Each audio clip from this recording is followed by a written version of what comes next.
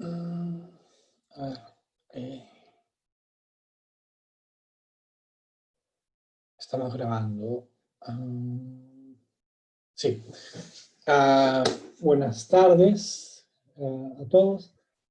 Eh, Voy a presentar una pequeña clase sobre el sistema de pensiones, desigualdad y redistribución. Mi nombre es Javier Olivera, yo soy profesor de economía aquí de la PUC y también soy investigador del Luxembourg Institute of Socioeconomic Research ah, en Luxemburgo, pero actualmente estoy en Bélgica. Desde aquí estoy grabando. Pedro Franque y Javier Herrera organizan el curso para ustedes, ¿no? Y me pidieron si podía yo hablar un poco sobre el asunto de la reforma de pensiones en Perú, pero priorizando una óptica más de desigualdad y redistribución para que vaya acorde con lo que ustedes están viendo en el curso con ellos. A ver, como ustedes saben, durante las últimas semanas ha habido algunos debates sobre la reforma de pensiones en el Perú. Ha habido algunos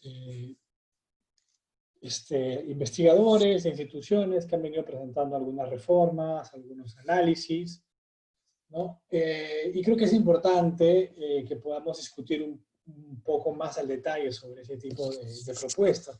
Sobre todo, deberíamos ser capaces de ver cuáles podrían ser los efectos de esas propuestas en el bienestar de las personas, en la desigualdad de los ingresos y de las pensiones, ¿no? Entonces, mi exposición trata un poco de eso. Voy a también hablar sobre los principios de la seguridad social, para que ustedes vean que el principio de redistribución es una cosa bien importante en el diseño de seguridad social y de los sistemas de pensiones. Y cuando reformamos, debemos también tomar en cuenta los efectos de la reforma en ese principio que es muy importante. Voy a hacer una pausa en algún momento. Espero que funcione bien esto. A ver, empecemos. A ver, tenemos que hablar un poco sobre los orígenes de la seguridad social y qué es la seguridad social.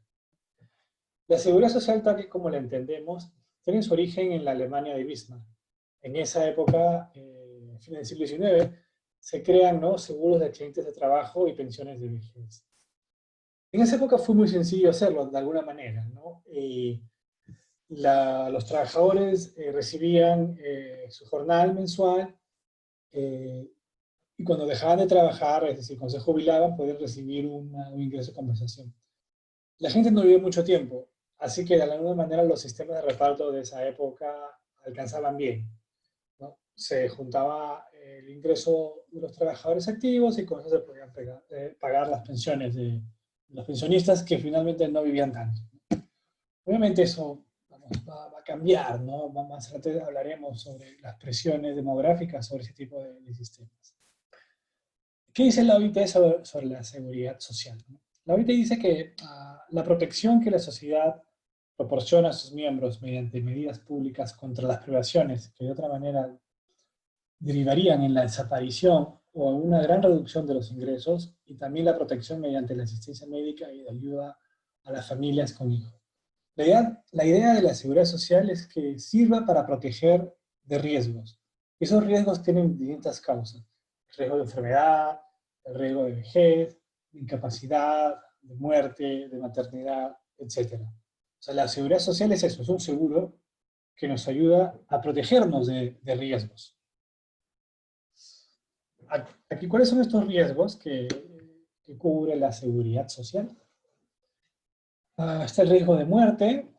Se cubre, por ejemplo, con una pensión, es decir, si la persona, el titular, un afiliado titular muere, se crea una pensión de sobrevivencia para la esposa, el esposo, los hijos dependientes y también los padres económicamente dependientes del titular, si es el caso.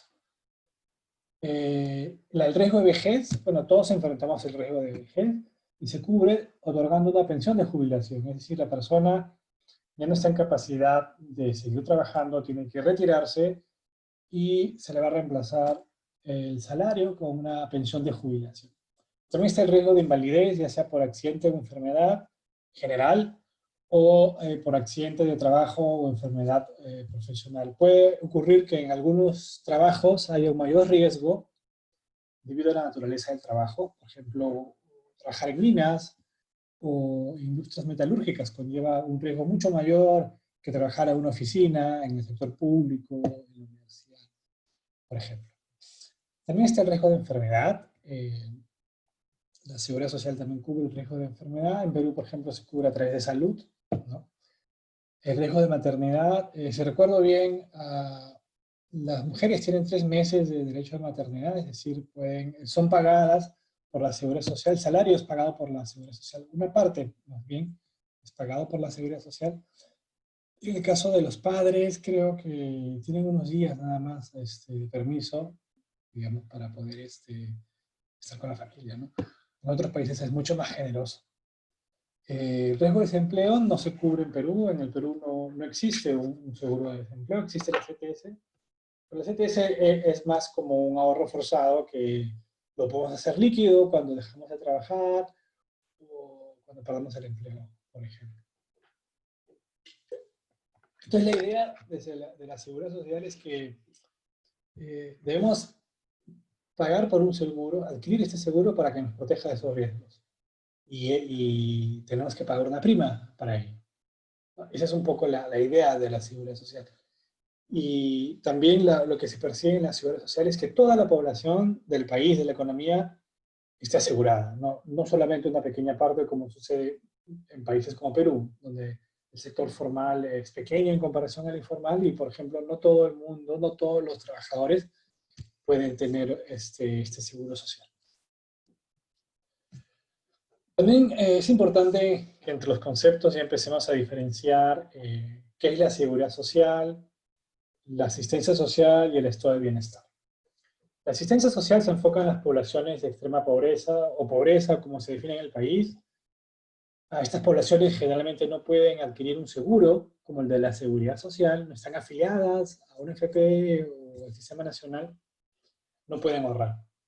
Sin embargo, necesitamos proteger a estas poblaciones, ¿no? Y al hacerlo, de alguna manera estamos activando un mecanismo de solidaridad. Generalmente, la asistencia social se va a financiar con impuestos generales que pagamos todos y hay algunos impuestos, no más que otros, donde las personas que ganan más contribuyen de una manera más que proporcional a sus ingresos. No es perfecto, pero digamos, ahí ocurre algún tipo también de redistribución, ¿no? De los que más tienen hacia los que menos tienen, en este caso poblaciones de extrema pobreza. El estado de bienestar es un concepto más amplio. Incluye a la seguridad social, a los programas de asistencia social y da beneficios más generales también, no solamente de pensiones. Da, por ejemplo, ayudas de vivienda, financia educación y salud. Es importante recalcar que la educación es una buena herramienta para mejorar la igualdad de oportunidades. Los niños no tienen ninguna responsabilidad por el hogar en el que les tocó vivir, ninguna responsabilidad por haber caído aleatoriamente en ese hogar que tal vez tiene bajos ingresos o altos ingresos. Entonces, una manera de poder ayudar a que el piso esté más parejo entre los niños es poder invertir en educación de calidad. Pero sabemos que eso no siempre sucede. Entonces, en un estado de bienestar, la solidaridad y la distribución son componentes muy importantes. Ayuda a protegernos contra los riesgos diversos. Otro aspecto importante de la seguridad social son los principios de la seguridad social, ¿no? Hay una larga tradición en el estudio de la seguridad social desde distintos puntos de vista, económico, financiero, legal, diversas aproximaciones. Y en general estos principios son, digamos, casi universales, ¿no? El primero es la universalidad en la cobertura, es decir, toda la población del país, ¿no?, de la sociedad, debería estar cubierta con este seguro. Luego está el principio de la igualdad, la equidad o uniformidad en el trato. La idea es que si hay dos personas que realizan el mismo tipo de trabajo, el mismo esfuerzo, pagan las mismas contribuciones, entonces debieron recibir beneficios similares. Es muy importante aquí tomar en cuenta la óptica de género, ¿no? Es decir, si tanto un hombre o una mujer realizan el mismo esfuerzo, entonces sus pensiones también, o sus beneficios en general, deberían ser similares. Luego está el principio, perdón, de la solidaridad y redistribución del ingreso. Es un principio súper importante en la seguridad social. Debido a que, como es un seguro, la única forma de poder proteger a las poblaciones más vulnerables o a los de bajos ingresos es con redistribución de ingresos de las personas de mayores recursos. Eso es un mecanismo de solidaridad o redistribución. Muchas veces cuando uno escucha los debates de las reformas de los sistemas de pensiones, los analistas o las personas que están exponiendo se olvidan de ese principio. La creación, por ejemplo, de FP, de un sistema de cuentas individuales, no toma en cuenta ese principio. Por ejemplo, ahí lo que se cree es que el ahorro individual es lo mejor que puede suceder para proteger el riesgo de vejez de una persona. Sin embargo, se ha demostrado ya en varios países, sobre todo en Chile, que no es suficiente, no alcanza. Y al hacer esto, al individualizar los ahorros previsionales, ya descuidas el principio de solidaridad. No lo tienes. No puedes tampoco redistribuir ingresos con la seguridad social. En economías avanzadas, la seguridad social ayuda mucho a redistribuir los ingresos. Por ejemplo, en economías de la OECD o en Europa, cuando uno calcula los indicadores de desigualdad antes de las pensiones y después de las pensiones, el indicador es muy diferente. El indicador de desigualdad, por ejemplo, el Gini, el coeficiente de Gini, antes de las pensiones, del ingreso antes de las pensiones, es alto, digamos 40%. Pero una vez que incluyes las pensiones en el cómputo, el Gini cae a 30 puntos, por ejemplo. Entonces, ahí se nota claramente, ¿no?, que hay un rol redistributivo de las pensiones. También está el principio de comprensibilidad y suficiencia de las pensiones, o de las prestaciones en general. ¿Qué significa esto? Que los beneficios deben ser suficientes para que podamos tener un adecuado nivel de vida, para que nos alcance para poder financiar nuestros gastos, ya sea en vejez, con una pensión de jubilación, ya sea con una compensación por desempleo o un beneficio por maternidad u otro tipo de riesgo que se esté cubriendo. Luego está el principio de unidad, responsabilidad del Estado, eficiencia y participación social en la administración. La idea es que la seguridad social sea un conjunto amplio que pueda asegurar a toda la población y que haya una institución, ¿no?, o que estén articuladas las instituciones y que tenga sentido un sistema de seguridad social en el país. No puede ser que existan distintas instituciones que vean distintos riesgos y no conversen entre ellas y haya una política descoordinada, ¿no? La idea es tener un solo ente que pueda ver esto para ganar también eficiencia. Y también es importante que los distintos actores sociales puedan participar de alguna manera en la administración, aunque sea para que se escuche sus voces, ¿no? En general ocurre eso, ¿no?, en muchos países, ¿no? Es decir, hay en los directorios representantes del gobierno, de los trabajadores, de las empresas, de la sociedad civil. Luego está el otro principio, el último, el de sostenibilidad financiera. Este es bien importante, sobre todo en los sistemas de pensiones, ¿no? La idea es que el sistema sea sostenible, es decir, que no genere una deuda creciente y que no podamos pagar. Es decir, si nosotros pedimos una contribución muy pequeña, no podemos dar beneficios a pensiones muy grandes. Tienen que ser también pequeños, porque si no obligaríamos al Estado a financiar esos déficits. Y el Estado lo financia sacrificando gasto en otro tipo de políticas sociales que son importantes también, y sobre todo sacrificando gastos en las futuras generaciones. Es decir, tener la deuda que podremos generar podría ser pagada, ¿no?, desmedidamente por una generación posterior. Entonces la idea es no caer en ese tipo de diseños de sistemas de pensiones o seguridad social donde no podamos financiar los beneficios.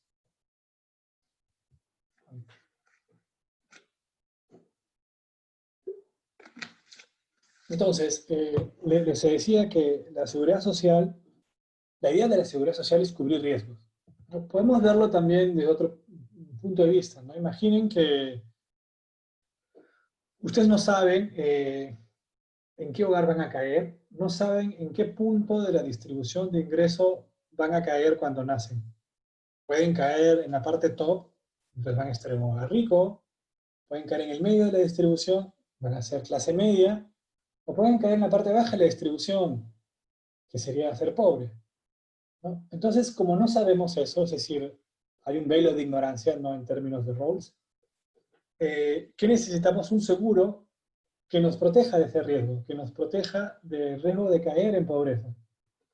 Pero para eso hay que pagar una prima, ¿no? Entonces la seguridad social nos ayuda a hacer eso. O de manera más general, los impuestos nos ayudan a poder, a poder reducir o combatir ese riesgo, ¿no? de caer en pobreza. Bueno, esta es una aproximación interesante, pero también hay una crítica, obviamente, ¿no? La decisión de nacer no es tomada totalmente bajo un velo de la ignorancia de los padres, ¿no? Los padres también evalúan sus ingresos futuros y los de sus hijos. Entonces, el siniestro de nacer en un hogar pobre no es del todo aleatorio. Entonces, nos preguntaríamos, ¿es adecuado pensar en la redistribución del ingreso como un seguro o pensar la solidaridad como una de las formas de la generosidad humana? Esa es una cosa que tendremos que ver bien, ¿no? Si esperamos a que la solidaridad emane, ¿no? Como una especie de altruismo, o podemos obligar a las personas a pagar una prima de seguro y estar protegidos. Es un debate que nunca se va a acabar y obviamente hay posiciones normativas encontradas en ese aspecto.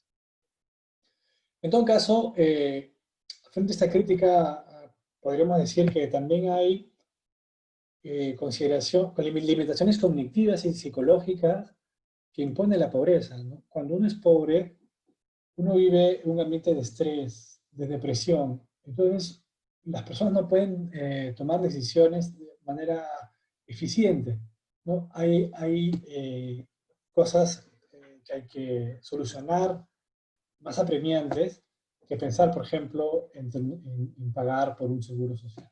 Entonces, de alguna manera también eso tiene que tomarse en cuenta al momento de evaluar esta crítica, ¿no? Que se le hace a la seguridad social como un seguro para protegernos de distintos riesgos.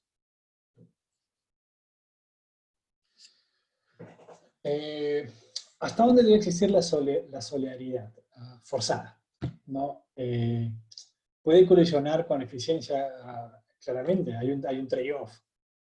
Mientras tú, digamos, exiges más solidaridad, más redistribución, chocas también con incentivos. Es decir, puedes tener un efecto negativo en la oferta de trabajo, por ejemplo.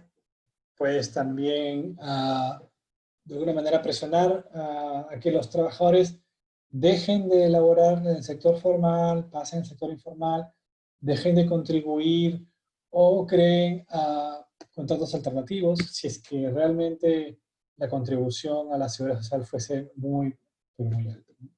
Es difícil encontrar una combinación óptima, pero obviamente depende de las condiciones del país, ¿no? En sectores con mucha informalidad como Perú es bien difícil realmente encontrar la fórmula adecuada, pero yo creo que algo se puede hacer, ¿no? O se puede siempre recaudar más, se puede también crear nuevos impuestos, tratar de capturar, ¿no? Rentas de hogares o de personas con muy altos ingresos. Hay que recordar que el sector informal es una limitante. La seguridad social solo llegará a unos pocos pobres empleados, a menos que la definamos de una manera un poco más grande, que tomemos en cuenta, por ejemplo, programas de asistencia social. También hay que tomar en cuenta que hay competencia entre la seguridad social y los sistemas tributarios que también tienen el objetivo de redistribuir ingresos. Puede haber competencia entre asistencia social, seguridad social y un sistema tributario redistributivo. Entonces la idea es que conversen, que todas las instituciones que tienen que ver con seguridad social, asistencia social y tributos trabajen de manera conjunta para ganar eficiencia y para que esta competencia no se dé, ¿no? Yo entiendo, por ejemplo, pongo el caso de Pensión 65. Claramente es un programa de asistencia social dirigido a los ancianos que viven en pobreza extrema y no tienen ninguna pensión. Pero Pensión 65 no es solamente la transferencia, es también otro tipo, ¿no?, de cosas que el programa ofrece, ¿no? Ofrece también seguro de salud, el SIS, ofrece también programas de revalorización de los conocimientos de los ancianos, por ejemplo. También llega a varios distritos alejados con transportadoras, es decir, para que los adultos mayores no vayan a lugares tan lejanos a cobrar su pensión y ese tipo de cosas, ¿no? Obviamente hay otra forma de hacer las cosas ahí, pero yo creo que siempre pueden conversar los programas de asistencia social, de seguridad social y tributaria, para hacer más eficiente la política social y la política de seguridad social y tributaria del país. Entonces, como decía, la seguridad social, la idea es que se distribuya de los ingresos más altos a los más bajos, de los jóvenes hacia los mayores y de los sanos hacia los enfermos. Pero también hay que tomar en cuenta, ¿no?, que al hacer esto tenemos que tenemos que tener prioridades, ¿no? Entonces, ¿la solidaridad es hacia los ancianos o es hacia los jóvenes? Es hacia los ancianos cuando los jóvenes que todavía están trabajando y tienen la capacidad de trabajar aportan a un fondo de reparto, por ejemplo, y con eso se pagan las pensiones de los ancianos. Pero también hay programas destinados a la juventud, o por ejemplo, presupuesto para educación, que de alguna manera también tienen que financiarse. Entonces, es un equilibrio difícil, pero no es imposible, ¿no? La idea es que todo este sistema de seguridad social, tributario, de asistencia social, puedan ser parte de una sola cosa, de un solo gran sistema que nos pueda permitir, ¿no?, resolver varios de estos problemas y cubrir muchos de estos riesgos. A ver, antes de hacer una pausa, veo esto de los pilares de pensiones. Tal vez ustedes ya han escuchado hablar sobre los pilares de cualquier sistema de pensiones. En general, está el pilar 1, algunos lo llaman 0, donde la idea es cubrir con una especie de pensión básica, una pensión universal, a todo el mundo o a las poblaciones más pobres. En el caso de Perú, Pensión 65 está dirigido a los pobres extremos. Entonces, eso podría ser un pilar 1 focalizado. Pero también puede ser un pilar 1 universal, si es que Pensión 65 se da para todos, ¿no? Entonces, es un riesgo, es algo que te da un piso. Obviamente, en países más ricos, ese piso es mucho más grande, ¿no? En Holanda, por ejemplo, hay una pensión universal, ¿no?, que es generosa. En el Reino Unido también. Pero en otros países, como Bolivia, por ejemplo, que también tiene una pensión universal, es una pensión bastante pequeña, ¿no? También las finanzas públicas no dan para mucho más. El, el segundo pilar vendría a ser un pilar que se basa en un sistema, en un fondo de reparto, por ejemplo, donde hay una redistribución de la gente de altos ingresos a la de bajos ingresos. Es un fondo de solidaridad generalmente. El tercer pilar vendría a ser un pilar basado en capitalización individual, es decir, ahorro individual. La persona ahorra, pero para ella misma, ya no para el pozo común de donde están las pensiones. Entonces eso de alguna manera ayuda a alinear los incentivos, ¿no?, entre la oferta de trabajo y lo que aportas a tu cuenta individual, ¿no? Eso, digamos, es algo que tenemos que tomar en cuenta, obviamente. No podemos desarrollar una política sin tomar en cuenta que van a haber efectos en los incentivos de los trabajadores. Eso de todas maneras va a haber, ¿no? La cuestión es cuantificar eso y ver de que no sea tan alto esa distorsión que va a ocurrir necesariamente en los incentivos. Un cuarto pilar, a veces se pone junto con el tercero, serían ahorros voluntarios en cuentas individuales también. Para esto, en general, los países lo que hacen es dar incentivos tributarios. Es decir, la persona que ahorra un poco más por su cuenta voluntariamente, el Estado le ayuda, ya sea poniendo tal vez una plata adicional, pero en general lo que se hace es reducir los impuestos que paga la persona, los impuestos a la renta, por ejemplo. Entonces, en el próximo año, se descuenta lo que ha pagado esta persona por ahorro voluntario y llega a pagar menos, ¿no? Al final del día es un incentivo tributario que de alguna manera ya existe en Perú, pero no para ahorro de pensiones, sino para consumos en restaurantes, creo que consumos en hoteles y otros servicios más, ¿no? Ese dinero que la SUNAT devuelve o no cobra de manos de nuestros bolsillos. En este tercero, cuarto pilar sería plata que iría a esa cuenta individual voluntaria. Entonces, la idea de estos pilares es que puedan ayudar a redistribuir ingresos hacia los ancianos más pobres. La idea también es que se reduzca el riesgo de sufrir caídas en el ingreso, es decir, de que podamos de alguna manera suavizar nuestros ingresos. Y bueno, también los pilares nos ayudan a integrar armoniosamente las políticas de seguridad social con las demandas de seguridad económica de las generaciones más jóvenes, ¿no?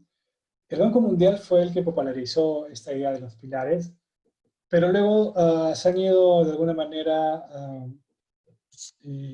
analizando a más profundidad, se han ido desagregando o no, otras instituciones toman otras cosas de los pilares, pero en general son esos 3 o 4 pilares, ¿no?, que les he mencionado, más o menos lo estándar. A ver, aquí ya, este es el último slide antes de la pausa. Hay un paper bien importante que es de Nicholas Barr y Peter Diamond, que se llama Reformando Pensiones, ¿no? Principios, errores analíticos y direcciones de política.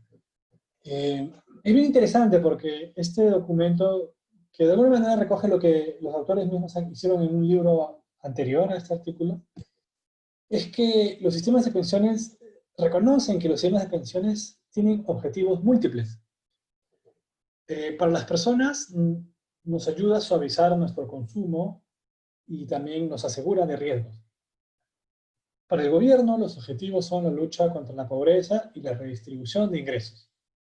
Estos objetivos se analizan conjuntamente con otros, como son de eficiencia económica o de crecimiento económico. Entonces la idea es analizar estas cosas a la vez, ¿no? Este trade-off que mencioné antes, ¿no?, entre la eficiencia y la equidad. El análisis también debe considerar que los sistemas de pensiones son un todo. El diseño de las pensiones afecta al mercado laboral, el crecimiento económico, distribución de riesgo, distribución de ingresos. Y redistribución de ingresos generado por diferencias en el género o por distintas generaciones. No hay ganancias en eficiencia con solo diseñar una parte del sistema, dejando que aparezcan otras distorsiones en otro sector. Por lo tanto, no se gana mucho obsesionándose con el segundo pilar contributivo, dada la necesidad de tener un primer pilar que combata la pobreza en la vejez. Es decir, en un país como Perú, donde hay una gran cantidad de pobres ancianos rurales, es adecuado, yo creo, tener un programa como Pensión 65. Está muy bien que exista. También está bien que pensemos en desarrollar mejor el sistema privado y público que tenemos contributivo de pensiones, ¿no? Pero sin descuidar que tenemos esta población vulnerable a la que también deberíamos ayudar. El análisis de los efectos distributivos debe tomar en cuenta la progresividad de todo el sistema, y no solo de cada parte. Por ejemplo, una pensión universal única financiada con un impuesto proporcional. Imaginemos que Pensión 65 es para todo el mundo, sin excepción.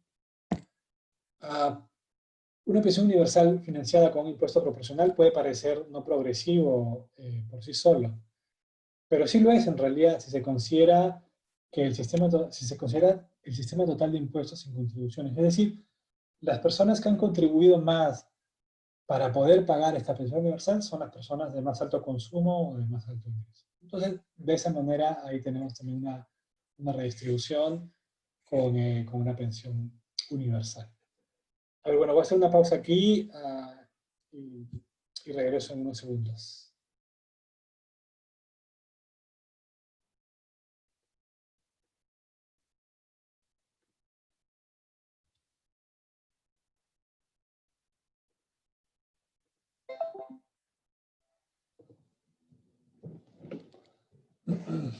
A ver, bueno, seguimos entonces ya en la segunda parte. Bueno, aquí lo que estoy presentando es un poco el caso de Perú, ¿no? Cómo son los sistemas de pensiones en Perú. En Perú hay dos grandes sistemas de pensiones contributivos. Está el Sistema Nacional de Pensiones, que se basa en el beneficio definido. Ahí la idea es que se calculan las pensiones con determinadas reglas pensionarias que existen, entonces uno de alguna manera sabe cuánto es lo que le va a tocar cuando se jubile. Hay una pensión mínima de 583 soles mensualizados y pensión máxima de 1042 soles. Cuando contribuyes 20 años, tienes derecho a la pensión mínima, a una pensión mínima o mayor. Si no contribuyes por 20 años, no tienes nada, no tienes derecho a pensión. Por cada año adicional que contribuyes, tienes un 2% más en tu tasa de reemplazo. Es decir, se calcula el promedio de los últimos 5 años, ese es tu salario de referencia, y la pensión que te van a dar va a ser el 30% de ese promedio de salarios por los 20 primeros años de contribución y luego 2 años o 2% más de esa tasa de reemplazo por cada año de contribución más allá de los primeros 20 años. Lo que te van a dar es ese monto o la pensión mínima, si es que ese monto es menor a la pensión. En el sistema privado de pensiones es un sistema de contribución definida de cuentas individuales de capitalización. No se sabe cuál es la pensión que vas a recibir, depende del saldo que acumules y luego de una anualidad, ¿no? Es lo que se llama el capital requerido unitario, es decir, la cantidad de unidades monetarias que necesitas para poder financiar una unidad de pensión vitalicia. Ese es el cálculo de pensión estándar. Aparte también está el sistema o el esquema, ¿no?, de asistencia social Pensión 65. Es una pensión de 125 soles mensual. En realidad se entrega 250 soles cada 2 meses. Se le da a las personas que viven en hogares clasificados como pobres extremos según el CISFO y que no cuentan con ninguna otra pensión. Aparte hay también regímenes especiales como el de la ley 2530, un régimen que ya está cerrado, y otros administrados por la ONP y la Caja Militar y Policial. Eso es más o menos cómo funciona actualmente el sistema de seguridad social o de pensiones en el Perú. Acá hay algunas cifras macro, ¿no?, de los sistemas de pensiones. El sistema privado recauda 13.600 millones de soles. Estas son cifras del año pasado, del 2019. Es decir, 1.77% del PBI. En cambio, el sistema público recauda 4.000 millones. Estos 4.000 millones se deben usar para pagar las pensiones. Y el monto de pensiones es de 5.300 millones. Hay una diferencia. Esa diferencia la pone el Tesoro, el gobierno, una parte, y la otra parte viene del Fondo Consolidado de Reservas. Ese es un fondo que le pertenece a los afiliados del Sistema Nacional de Pensiones, donde se va a ir extrayendo un flujo para poder complementar, ¿no?, el pago de pensiones de los pensionistas. Cierro una ventana porque hay un perro que está ladrando. Bueno, el Fondo de Pensiones del Sistema Privado tenía en el 2019 173 millones de soles, 173.000 millones de soles. Esto de aquí es más o menos 22.5% del PBI, pero en realidad esto ya ha bajado, ¿no?, con la crisis, con la caída, ¿no?, de los activos del fondo de pensiones y también con algo del retiro que han hecho, ¿no?, los afiliados con las leyes del gobierno, del Congreso. Eso ha bajado, pero no tengo las cifras exactas al día de hoy. En el sistema privado hay 7.400.000 afiliados. En el sistema nacional hay 4.750.000. Cotizantes menos. En general, lo que se observa es que la gente que cotiza regularmente es poca. en el 41% de los afiliados del sistema privado de pensiones cotiza, mientras que en el sistema nacional es 34% apenas. Entonces, hay también un problema, es un problema que tiene que ver con el sector informal. Hay mucha gente que tal vez se afilió en algún momento al sistema de pensiones, pero luego volvió al sistema informal, entonces ya no está obligada a contribuir y por eso es que se ven estas bajas tasas de contribución. Algo que quisiera mencionar es que hay problemas de diseño en el sistema de pensiones actual peruano. Tenemos un sistema público, el sistema nacional, que es un sistema de reparto. Es decir, lo que entra de los aportantes sirve para pagar pensiones de los pensionistas. Sin embargo, ese sistema no está construido sobre el total de la población del Perú, sobre el total de trabajadores, sino sobre unos cuantos, ¿no? Habíamos visto que eran aproximadamente 4 millones, me parece, de afiliados. Entonces, no tiene ningún sentido tener un sistema de reparto que solo funciona para una parte de la población. Y lo peor de todo es que es solamente para la parte de la población que tiene más bajos ingresos del sistema formal, obviamente. Entonces, eso no tiene mucho sentido. Hay que también ser conscientes que el sistema privado se instauró en el año 93 y atrajo a muchas de las personas que ya estaban en el sistema público y también a los nuevos trabajadores.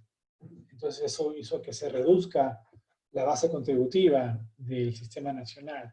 De hecho, se han dado muchas leyes, muchas normas para que eso siga así. Es decir, se ha buscado premeditadamente desbaratar, ¿no?, la financiación del sistema nacional.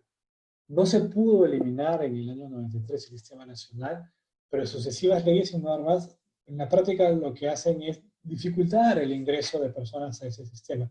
Por ejemplo, cuando hay un trabajador nuevo, tiene 10 días para decir a qué sistema quiere estar, el público o el privado. Si no dices nada, te vas directamente a una FP. En este caso te vas a la FP que ha ganado la licitación, que no sé cuál es ahorita. Entonces hay una serie, ¿no?, de defaults y trabas que empujan a que la gente se vaya al sistema privado de pensiones. El sistema privado de pensiones, al quitar esta base contributiva del sistema público, también afecta el financiamiento, obviamente, del sistema público y también el mecanismo de redistribución que hay. De hecho, al crear esta ley o este mecanismo en el que solamente se dan pensiones a la gente que tiene 20 años o más de contribuciones, se hace por una cuestión de sostenibilidad nada más, ¿no?, para no pagar pensiones a gente que contribuya menos, ¿no? Eso en realidad podría cambiar si es que el sistema público recibiese, ¿no?, un mayor flujo de contribuciones. Aquí en este slide grafico un poco esto que estoy diciendo. Arriba vemos que hay 1.6 millones de cotizantes en el sistema nacional que recaudan 4.000 millones y deben pagar pensiones por 5.281 millones a 576.000 pensionistas. En el sistema privado hay 3 millones de cotizantes y no solo hay más, sino, como se dan cuenta en el gráfico, son más grandes los muñequitos. La gente de mayores ingresos está aquí. Estos 3 millones recaudan 13.600 millones de contribuciones, ¿no? Es más de 3 veces que los 4.000 millones del sistema público, cuando simplemente hay 2 veces más de cotizantes. Claramente la masa salarial del sistema privado es más grande que la masa salarial del sistema público. Y las personas del sistema privado recaudan para sus propias cuentas de capitalización. No hay ningún mecanismo de solidaridad ahí, ¿no? Cada uno aporta para su propia cuenta. Hay dos principios muy importantes, ¿no?, como ya mencioné antes, el de solidaridad y el de sostenibilidad financiera. Actualmente el sistema privado tiene una excelente sostenibilidad financiera porque no exige ningún pago del Estado. Lo que la persona va a obtener en su saldo o en su pensión se genera simplemente con lo que contribuye ella misma. No hay ningún mecanismo de solidaridad, no hay ninguna promesa del Estado. El Estado no tiene que pagar nada aquí. Entonces, está muy bien el principio de sostenibilidad financiera, pero de solidaridad no hay, no tiene solidaridad. Entonces, por eso es que el sistema privado está aquí en esta parte del eje X. El sistema nacional, en cambio, sí tiene solidaridad, ¿no? Por las reglas pensionarias de pensión máxima y mínima, pero no he puesto el sistema nacional aquí, en esta zona alta de la solidaridad, porque tiene un problema, el problema de los 20 años que se exigen para que la persona tenga una pensión. Al no darle pensión a las personas que contribuyen menos, por ejemplo 5 o 10 años, estas personas lo que están haciendo, están subsidiando las pensiones de las personas que sí logran tener esos 20 años. Entonces, por eso no puede haber una solidaridad grande en ese sistema. Tampoco tiene sostenibilidad financiera. Tal como está actualmente el sistema, está desbalanceado. No entran suficientes recursos para poder pagar las pensiones de los pensionistas actuales y eso va a seguir aumentando. Entonces, por eso es que no tiene sostenibilidad financiera. Sin embargo, podría crearse un nuevo sistema donde se trate un poco de mejorar la solidaridad que existe en el sistema privado y también mejorar la sostenibilidad financiera del sistema público. Un nuevo sistema que de alguna manera pueda tener una buena performance en los principios de solidaridad y de sostenibilidad financiera. Bueno, estos son los principios de los que ya hablé antes también. Bueno, no lo voy a repetir. Este gráfico de alguna manera nos muestra el desbalance que existe en el sistema público. La planilla es la línea azul, es lo que se ha ido pagando, lo que se tiene que pagar de pensiones. La línea ploma es la recaudación. Felizmente ha ido aumentando, pero no es suficiente, ¿no? Aún hay una brecha, ¿no? Y esta brecha la paga el gobierno, que es la línea naranja. En el pasado ha pagado más, pero aquí hay una subida, ¿no? Que es también un poco preocupante. Me gusta poner este ejemplo porque de alguna manera grafica la incoherencia de los sistemas de pensiones que hay en Perú, ¿no? Y cómo es difícil hablar que un sistema es mejor que el otro si no tomamos en cuenta los atributos de cada persona, de cada afiliado de quien estamos hablando. Aquí hago 3 ejemplos. Uso el ejemplo de una mujer que siempre ha ganado una remuneración mínima vital en su carrera laboral. Asumo que esta mujer estuvo afiliada entre el año 94 y 2019 y en ese periodo ha aportado 20 años. Es decir, 20 años respecto a 26, dentro de 26, de un periodo de 26 años ha aportado 20 años. Es decir, una tasa de contribución de 77%. O sea, el doble de lo que observamos, ¿ah? O sea, estamos ahí siendo bastante generosos. Pero en fin, este es solo un ejemplo. Voy a asumir que esta persona siempre recibió la rentabilidad de AFP Integra, que es la única AFP que ha estado desde el inicio y por lo tanto tenemos data de los valores cuota, o sea, de la rentabilidad del Fondo de Pensiones 2, o sea, moderado. Desde el inicio del sistema, o desde el año 94 hasta el año 2019. Si ven, esta persona generaría, en el año 2019, el año pasado, hubiese generado un capital de 38.238 soles. Si hubiera optado por una pensión esta señora, hubiera tenido una pensión de 190 soles. En cambio, en el sistema público, la pensión que le hubiera tocado a esta persona por los 20 años de aporte que ha hecho es 583 soles. Es como 3 veces la pensión del sistema privado. Si lo ponemos en términos de capital, habría que multiplicar simplemente la pensión por la anualidad, 201.57. Esta anualidad se construye con las tablas de vida y con la tasa de descuento de 3%. ¿No? O sea, toma en cuenta la mortalidad. Aquí el capital hubiera sido de 117.000. Es decir, es como si la persona hubiese acumulado 117.517 soles. Vemos el ejemplo 2. Igual es una mujer que ha estado afiliada en el mismo periodo, pero esta vez ha ganado siempre 4 veces la remuneración mínima vital en su carrera laboral. Es decir, es como 4.000 soles hoy en día. En el sistema privado, ahí hubiera tenido una pensión alta, ¿no? 759 soles. es decir, un capital de 159.000 soles. Sin embargo, esta persona en el sistema público hubiese obtenido una pensión de 1.022 soles, mayor que la del sistema privado. Es decir, una persona que ganó una remuneración mínima o 4 veces la remuneración mínima, le convendría estar en el sistema público y no en el sistema privado. Claro, hay una diferencia ahora entre los dos, porque con la reforma del año 2016, me parece que fue, la gente puede retirar el 95.5% de su SIC, ¿no? Es decir, esta persona que ganaba 4 remuneraciones mínimas podría elegir entre tener una pensión vitalicia en el sistema privado de 759 soles o retirar el 95.5% del capital, ¿no? Esto sería más o menos como 130.000 soles. Obviamente, ¿no?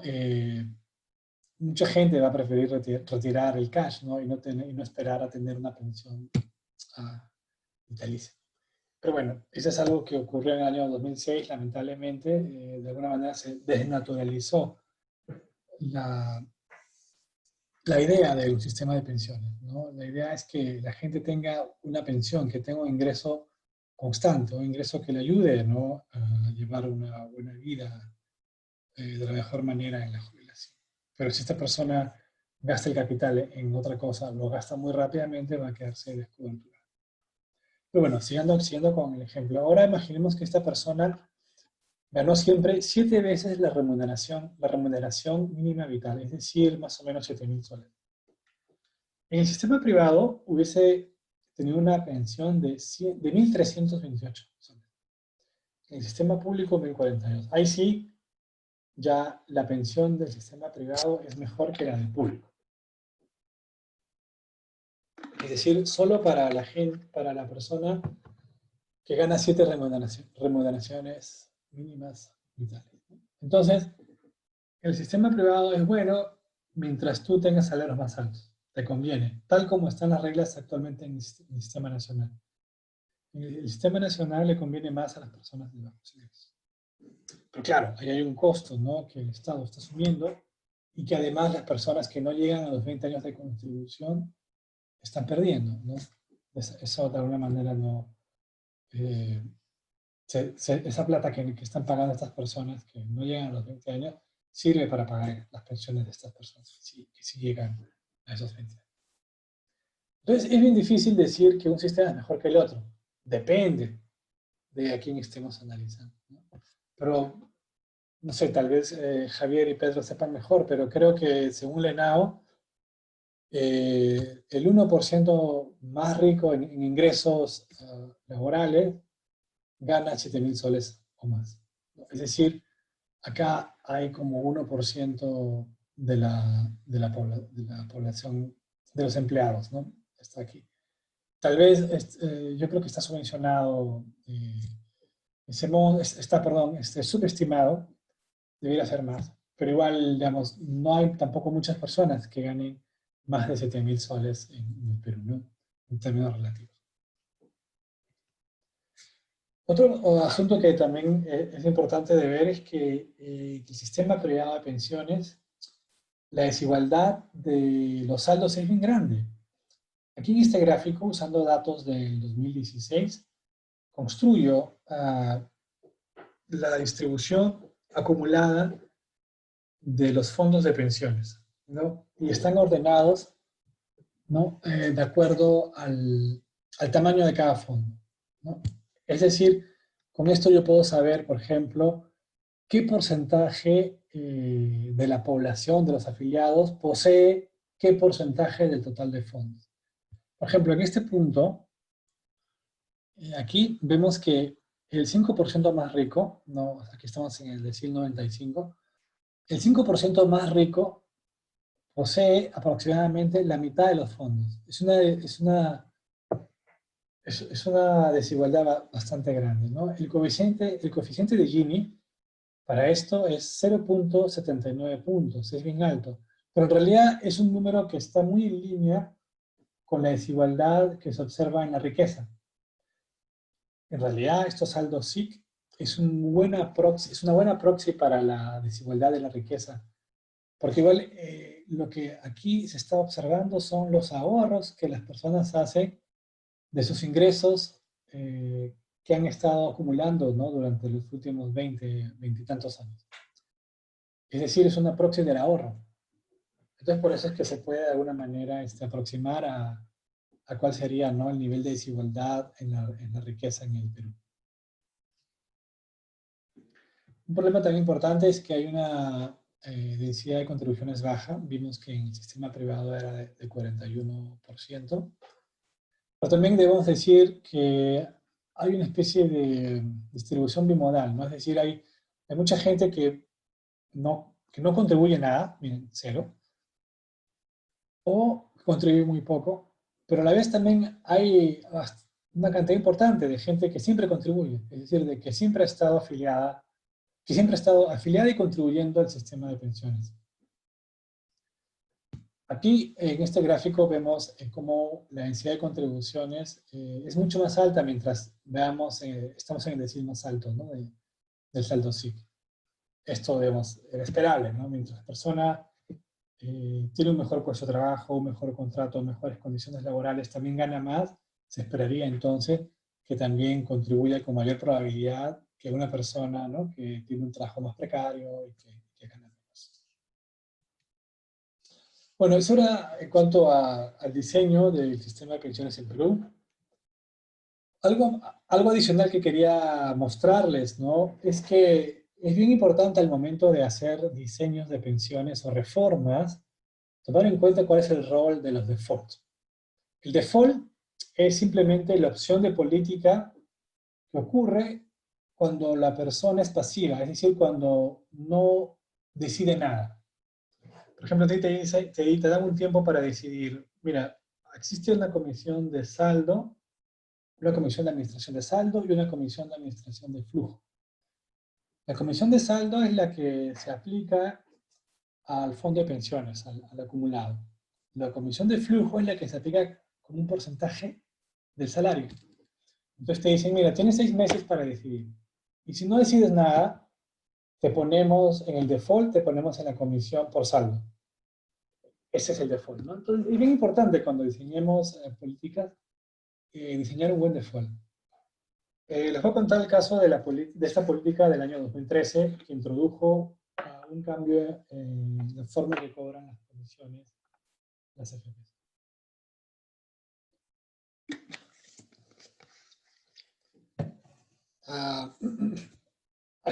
Este paper es bastante nuevo, lo han publicado recién hace pocas semanas.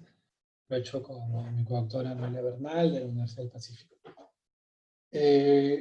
Aquí se le da a la persona cierto tiempo para que elija mantenerse en el sistema de comisión por flujo y si no dice que se quiere mantener en ese sistema, se va al sistema de comisión por saldo, es el default. Entonces en este cuadro lo que hacemos es ver cuál fue la decisión de las personas.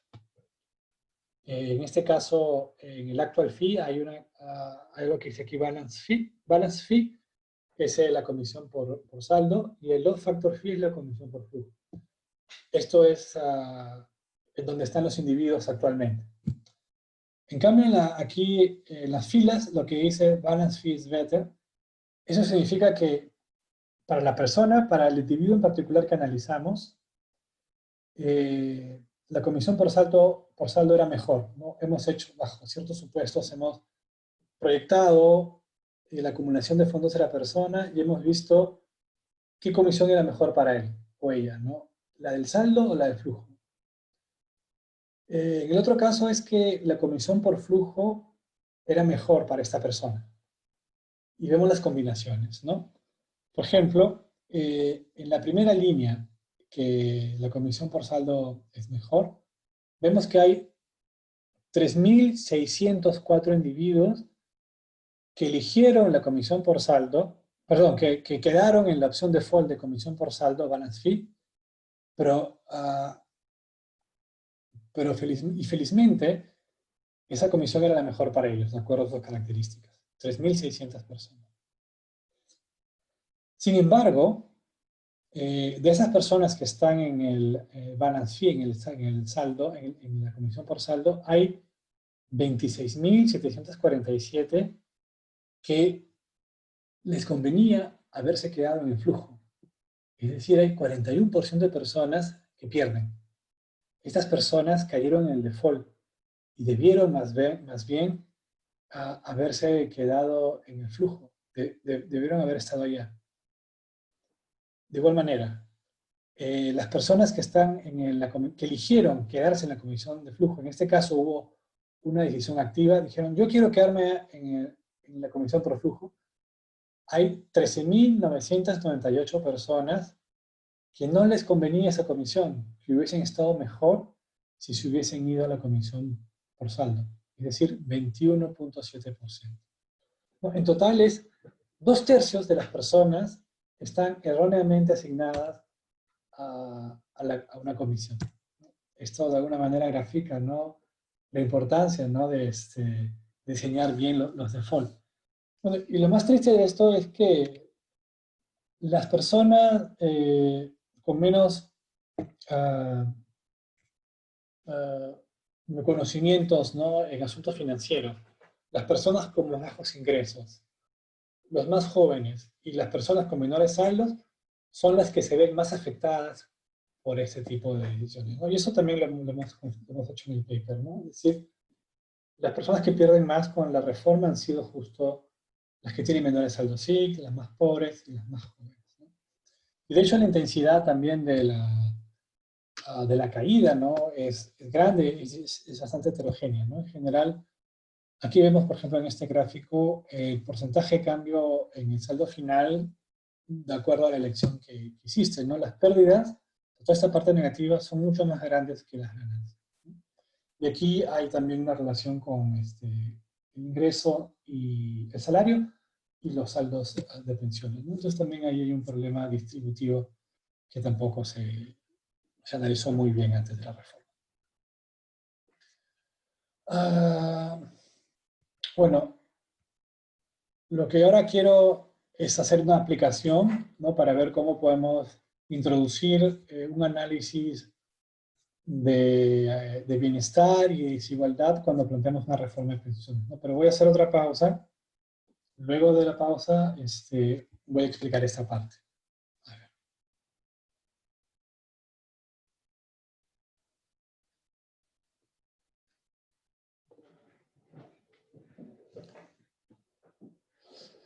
Ahora, ya volvimos. Bueno, aquí lo que les quería mencionar aquí es una aplicación.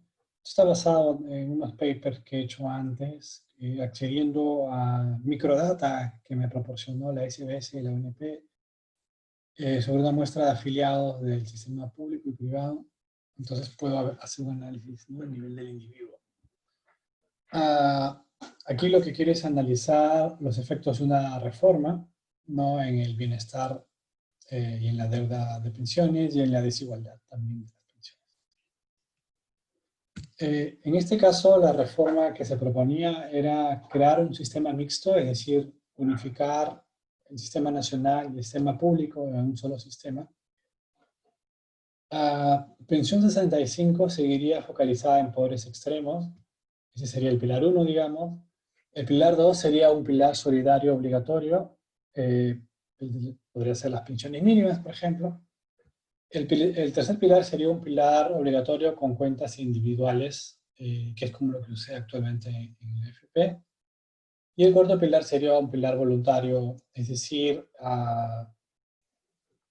ayudas fiscales, bueno, ayudas fiscales de alguna manera del gobierno para incentivar el ahorro voluntario de las personas. Las ventajas de reunir a varios componentes de pensiones en un solo sistema es que los factores que afectan a un pilar no están perfectamente correlacionados con los que afectan a otros, ¿no? Por ejemplo, el pilar de capitalización está sobre todo influenciado por el riesgo financiero de los mercados de capitales. El pilar de reparto está influenciado por el riesgo demográfico, por el envejecimiento de la población, por el riesgo laboral también, el cambio en los salarios. Pero tener fuentes de financiamiento de distintos pilares que enfrentan distintos riesgos es una forma también de diversificar el ingreso de las pensiones, ¿no? Esto es interesante sobre todo en el contexto actual, donde hay tasas de interés bajas en realidad, ¿no? Las tasas de interés están a la baja en todo el mundo. Entonces,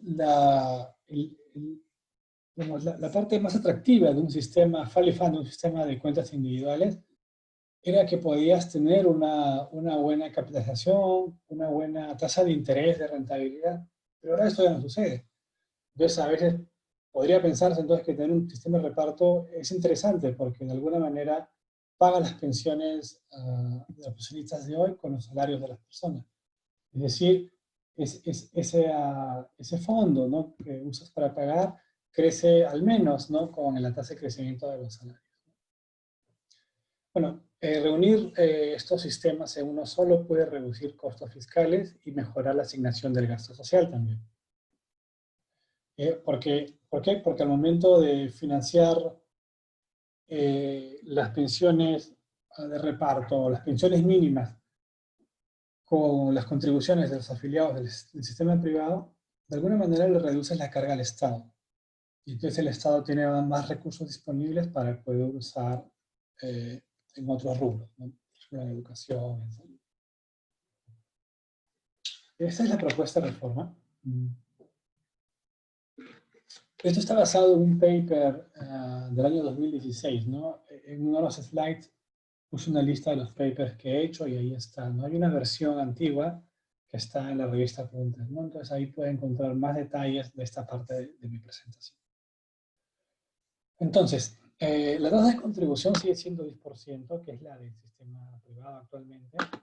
Un alfa por ciento se va a la cuenta individual y un beta por ciento se va al fondo de solidaridad.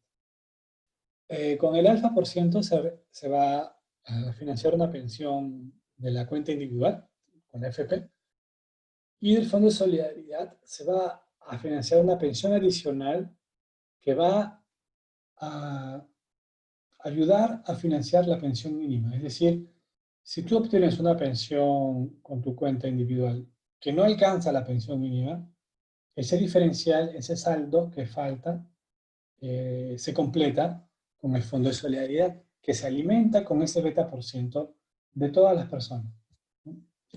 Vamos a ver más adelante qué pasaría también si ponemos un tope a las contribuciones. En muchos países sí sucede esto, ¿no? Es decir, no se le pide a las personas que aporten sobre el total de sus salarios, ¿no?, sino que se pone un límite alto en general. ¿Por qué? Porque también se reconoce que las personas de muy altos ingresos están sobre ahorrando, no tienen tanta necesidad de ahorrar. Entonces, por eso es que se pone un límite ahí. También vamos a ver qué pasa si aumentamos la tasa de contribución del 10 al 12%. ¿En qué consiste la metodología? Es simple, ¿no? Cuando tenemos estas muestras de afiliados del SPP y del Sistema Nacional, lo que hacemos es simular cuáles serían las pensiones de estas personas en el futuro, ¿no? Todos los supuestos están en el paper, ¿no? Lo pueden revisar. Entonces la idea es que para los siguientes 30 años simulas las pensiones y por lo tanto también conoces la distribución de las pensiones en el futuro, ¿no?, en cada año del futuro. Con esto vamos a poder calcular la reserva actuarial, es decir, cuánto es el monto en valor presente de las pensiones que tenemos que pagar en el futuro, tanto del sistema, de los afiliados del sistema nacional como del sistema privado. En el caso del sistema privado, ¿por qué? Porque se da pensión mínima a algunos de ellos, ¿no? Algunas personas que estuvieron en el sistema nacional y pasaron al SPP tienen una pensión mínima, entonces ahí también hay un monto de reserva actuarial que hay que calcular, ¿no? También se calcula el valor presente de las contribuciones de los afiliados del sistema privado y público, y la diferencia entre la reserva actuarial y el valor presente de esas obligaciones y el valor presente de las contribuciones me va a dar el valor de la reserva actuarial neta, es decir, de la deuda neta luego de contribuciones que el Estado tendría que pagar, ¿no? Es un concepto actuarial, ¿no? Recuerden que son montos en valor presente. Entonces, estas son las ecuaciones que generan la acumulación de capital, de balances, ¿no? Y las reglas pensionarias del nuevo sistema, del sistema mixto de pensiones. Estos son los parámetros. Aquí es importante que cuando yo vaya a generar distintos resultados para cada escenario, siempre voy a jugar con las tasas alfa y beta, ¿no? Pero de tal manera que la suma siempre es 10%, ¿no? Recuerden que alfa es lo que va a la cuenta individual y beta es lo que va al fondo de solidaridad. En esto, en este slide, propongo una forma de estudiar la desigualdad y el bienestar. El efecto de la reforma puede verse en el efecto en la deuda pública. Vemos si esa reserva actuarial crece o disminuye y en cuánto, pero también podemos ver cuál es el efecto en el bienestar de las personas. Para este caso uso el índice de desigualdad de la familia S. Gini, ¿no? Propuesto por Donaldson y Werbach en el año 80. No, bueno, luego han habido más refinamientos, pero digamos, es una función bien flexible. ¿Por qué la uso? Porque me permite de alguna manera usar el índice Gini, que es bien conocido, ¿no? Entonces la idea es que este indicador de desigualdad, este I-RO, es un indicador que va entre 0 y 1, ¿no? 1 indica máxima desigualdad, 0 indica que no hay desigualdad. Y lo interesante es que hay un parámetro ρ. Ese parámetro ρ va a expresar la aversión a la desigualdad del planificador. Es decir, qué tanto detestamos la desigualdad o qué tanto la toleramos. Cuando ese ρ, este ρ es 1, el indicador de desigualdad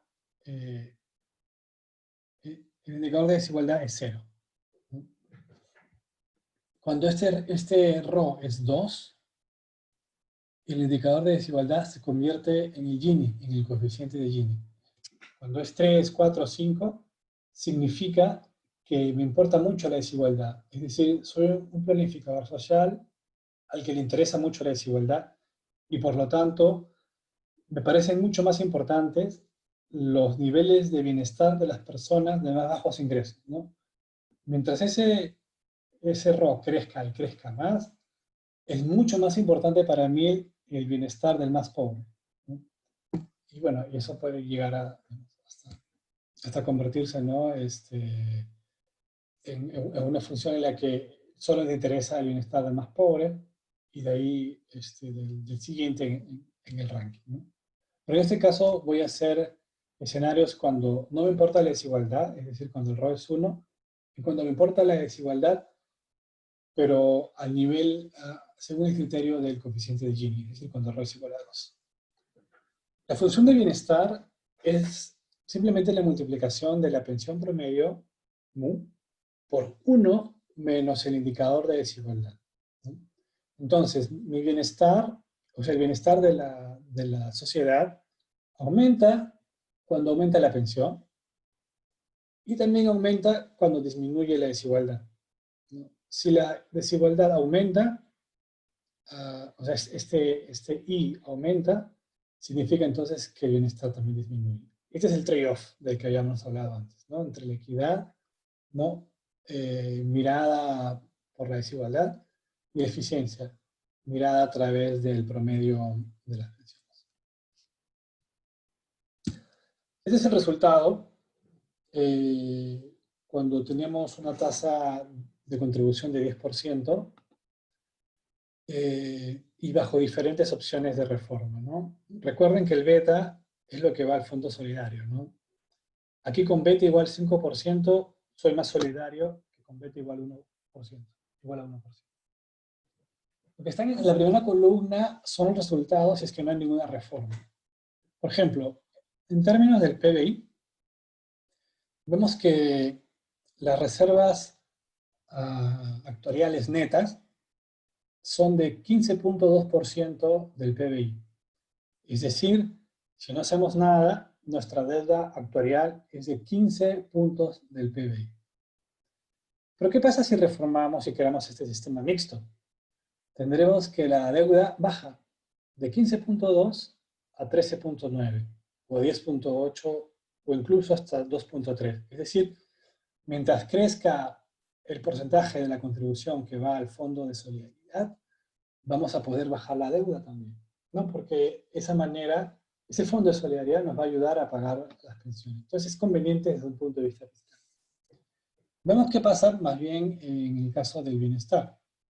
Si no hacemos nada, la pensión promedio es de 822 soles, el Gini es de 0.52, y si es que no me importa la desigualdad, o sea, ρ es igual a 1, la función de bienestar es idéntica, ¿no?, al promedio de la pensión, 822.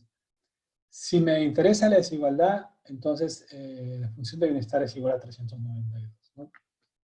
Ahora, comparemos este resultado con el primer escenario de reforma, es decir, 1% va al Fondo de Solidaridad.